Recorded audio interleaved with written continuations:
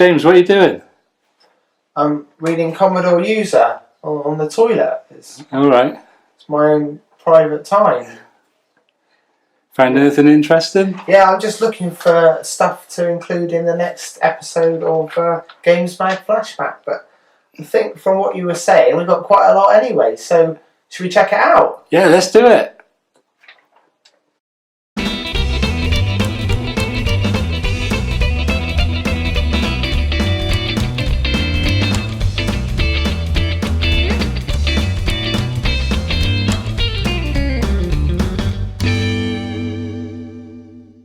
So we're starting this episode with the Darling brothers of Codemasters fame.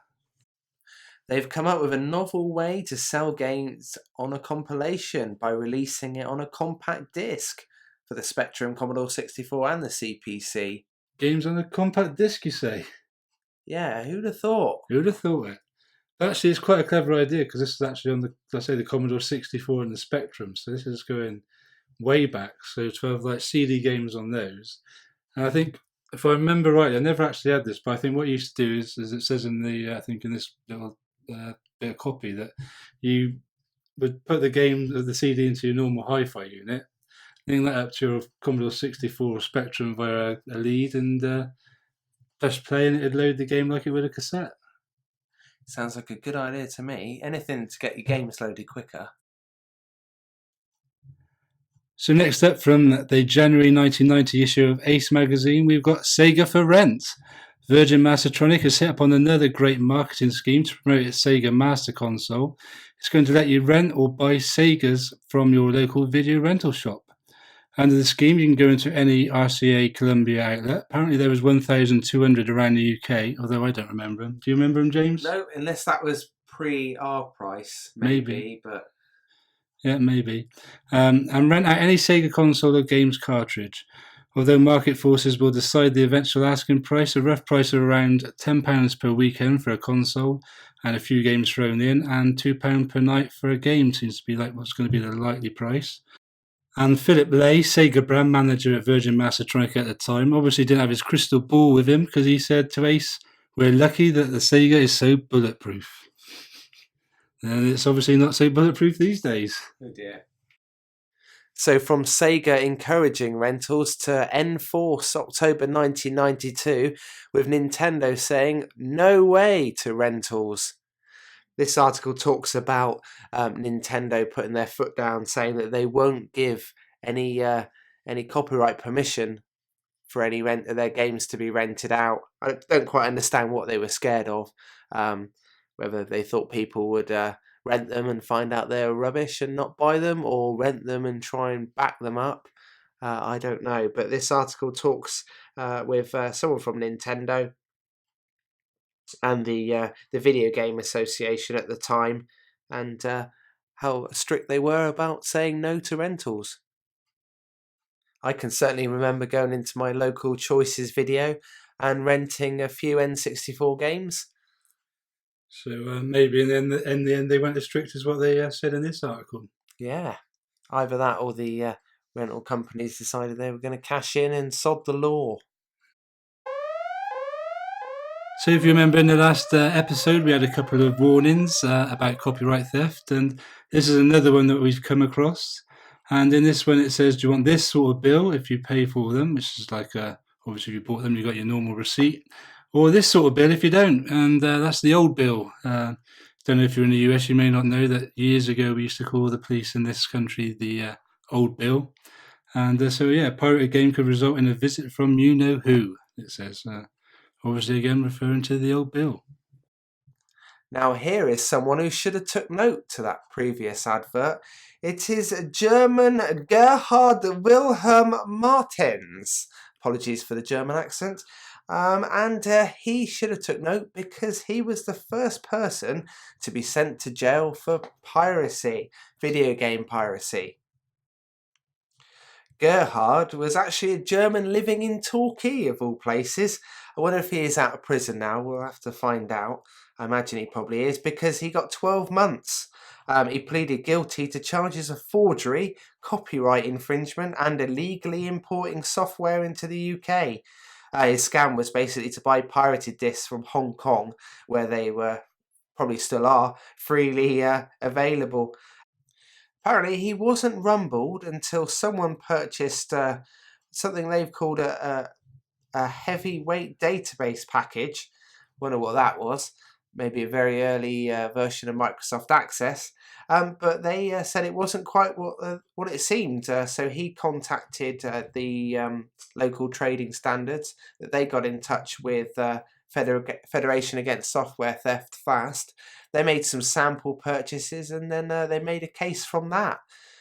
Even the regional crime squad got involved. So the fast team bought loads of stuff from him, sifted through 200 titles that he had in a shop, and they confiscated the software. They also found he was pirating clothes, which I've never heard before. You can counterfeit clothes, but I didn't know you could pirate clothes. But anyway, he had a hand in that too. I probably should point out that the photo here is not Gerhard of Germany or Torquay, wherever he is now. It's actually Bob Hay of Fast, and he mentions that he's not really concerned with the little guy. He wants the big business counterfeiters and pirators, and he's going to go after them and shut them down. I always wondered where my order ended up, but I always called him Gerard as well, so I hope he wasn't offended if his name really was Gerard. And next up to something that I have very fond memories of reading every week, and that is Digitizer. From the Mean Machine Sega, January 1993. They say, do it with Digitizer. The console mania hits Teletext this year when Teletext Limited take over from Oracle on ITV and Channel 4 and launch their daily games program, Digitizer. January the 1st is D-Day for Digitizer and will include reviews, news, previews, and the questions and answers page and a heap of compos and tips. At weekends, there'll be even piling in readers' letters and the console game of the week review. What is the world coming to, they say. So yes, as I've already said, I used to enjoy reading Digitizer back in the Teletext days. Teletext shut down quite a few years ago, so Digitizer unfortunately went with it. I used to enjoy reading the reviews, and at the weekend, something they don't mention that's in the article, that they used to do a gaming quiz every weekend, so I used to enjoy doing that. But for those of you that used to read Digitizer and don't know, they're actually back in the form of a website.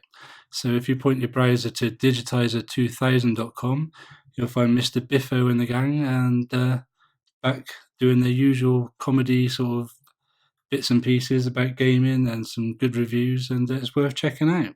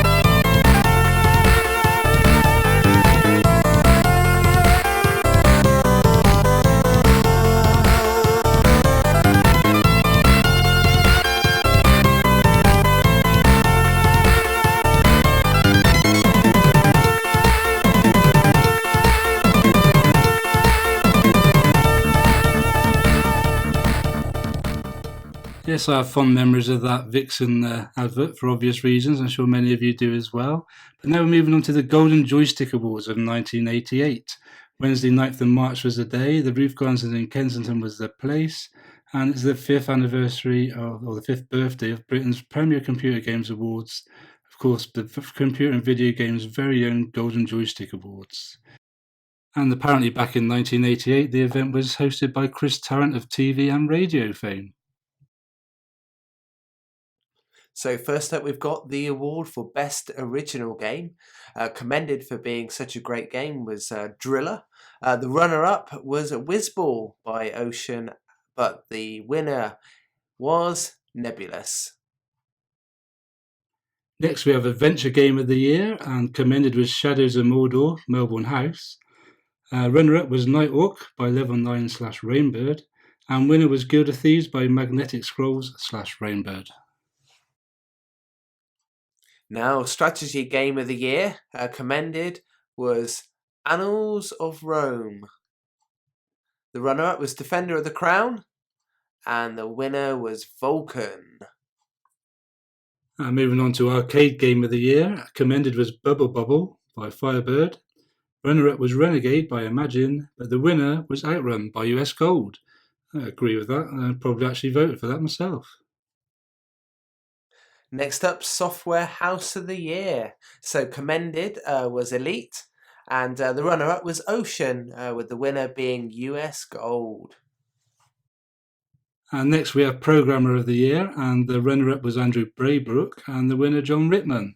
John Rittman was responsible for Head Over Heels and Match of the Day 2, two games that I remember quite fondly. And finally, the Games of the Year award. Renegade was commended, that was by Imagine. The runner-up was Last Ninja by System 3 and Activision. But the winner, probably quite rightly so, was Outrun, published by US Gold.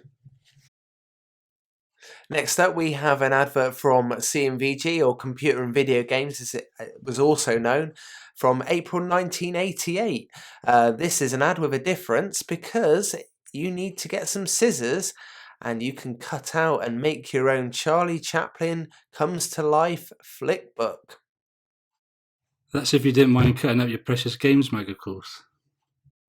And anyway, being the big kids that we are, we couldn't resist having a go at making this flick book, and obviously it's really easy to make. The hardest thing, though, is to getting it to flick through properly. We both had a little bit of a job with that, and it's even harder to get a good angle to actually video it at. So, but James, this is James's effort here. He had the best go, and pretty good go actually, better than me.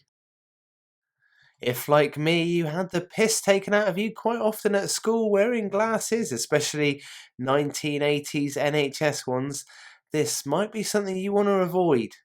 But according to this article, you would be a visionary.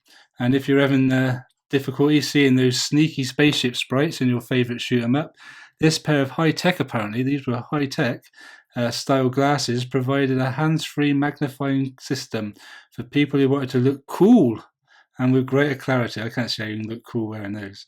The adjustable optical lenses are controlled by dials on the side of the frames to give you up to 3 times magnification. And they even charge you £20 for the, well, what can I say?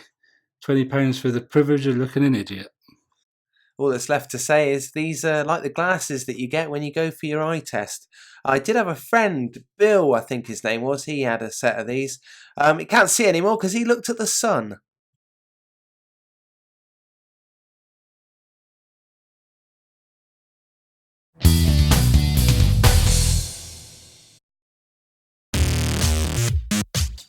A new entry at 10 is Paperboy. At number 9, going down, Batman. Another one on the way down is Robocop at 8. Number 7, DuckTales, sliding down the chart. Up at 6, it's Gremlins 2. Going up at 5, Bugs Bunny. Up at number 4, it's Turtles. Staying at the same place is F1 Race. At number 2, there's a re-entry for Double Dragon. And staying at number 1 this week is the Game Boy game Super Mario Land.